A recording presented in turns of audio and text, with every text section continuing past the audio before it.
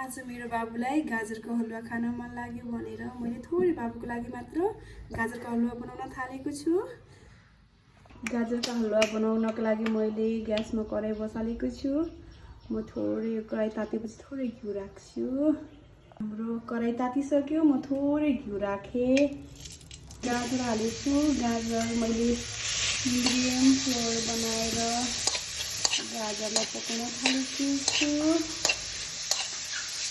मैले थोरै मात्र गाजर लिएको छु आज, किनभने बाबुलाई मात्र खान मन लागेको भनेर बाबुले यहाँ गाजरको हलुवा बनाउँदैछु है त। गाइस लाइक करो, सब्स्क्राइब गरिदिनुहोस्। मेरो बाबु आफै गाजरको हलुवा बनाउन थालेछ। उसले आफूलाई इन्ट्रेस्ट लागेर उसले खाने भनेर जे काम मैले गर्न थाले पनि लगभग यो पाकिसकेको छ हलुवा।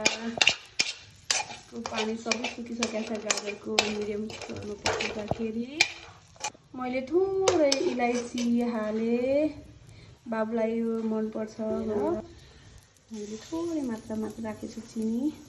के मेहनत गरी स्यासै हेरिस्यो। उसलाई किचनमा चाहिँ एकदम जाँगर लाग्छ काम गर्नलाई। हर टाइममा म पनि गरिसिनु फेरि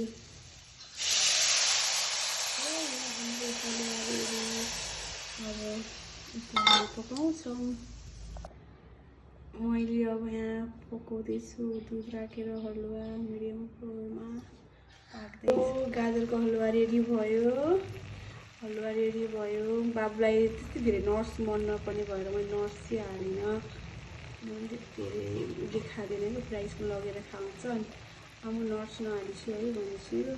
अब मैले निकालेर बाबुलाई राखिदिन्छु। हजुरलाई पनि देखाउँछु भिडियो। अब देखाएको भिडियो रेडी भएर मैले बोर्डकोमा राखेछु हलुवा।